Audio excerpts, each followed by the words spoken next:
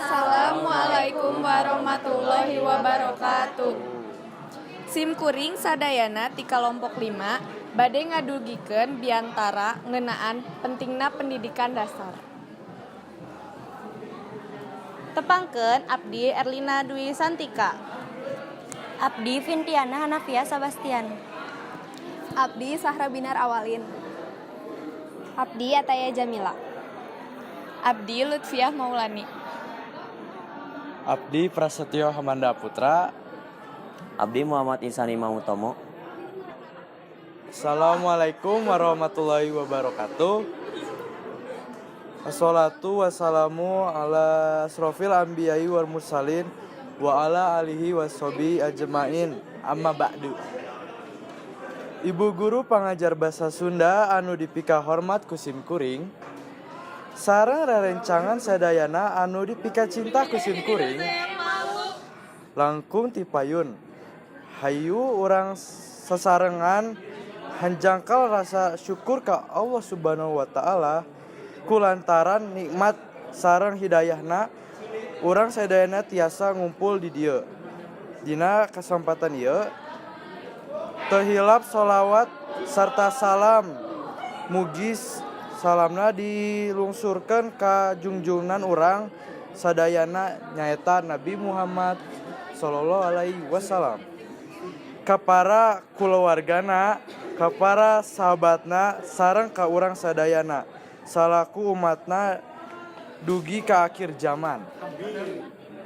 Amin ya Allah ya Rabbal alamin. Dina kesempatan ieu sim kuring bade ngedugikeun biantara single ngeunaan wajib belajar pendidikan dasar. Sapertos anu ku urang terang, pamarentah Indonesia entos ngegratiskeun biaya pendidikan dasar 8 tahun. Nyaeta ti tingkat SD nepi ka SMP. Hal ieu teh dikasang tukangan ku kaayaan ekonomi unggal jalmi masyarakat Indonesia anu beda-beda. Aya masyarakat anu mampu, aya oge masyarakat anu kirang mampu. Masyarakat anu mampu mah geus tangtu bakal sakola, kusabab ayana biaya. Iwal seueur pisan masyarakat Indonesia anu kirang mampu teu tiasa sakola kusabab teu aya biayana. Pamarentah hoyong sadaya masyarakat Indonesia tiasa menangkeun pendidikan anu layak, boh anu mampu, boh anu kirang mampu.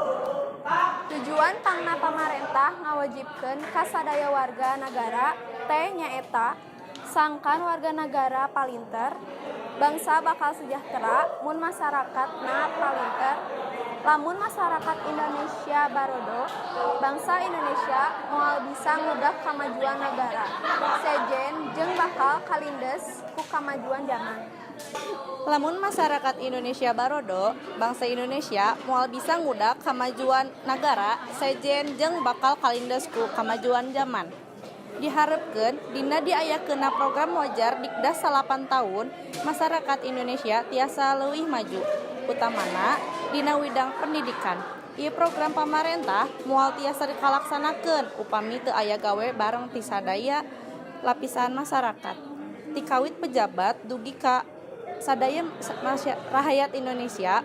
Ku kituna urang sadaya kudu gawe bareng ngalaksanakeun program ieu sangkan menang hasil anu nyugamakeun. Sakitu anu tiasa didugikeun ku sim kuring, hapunten bilih aya kalepatan sareng cariosan nu teu merenah kanu manah. Hatur nuhun kanu sadaya parahatosanana. Akhirul kalam wabillahi taufiq wal hidayah. Wassalamualaikum warahmatullahi wabarakatuh.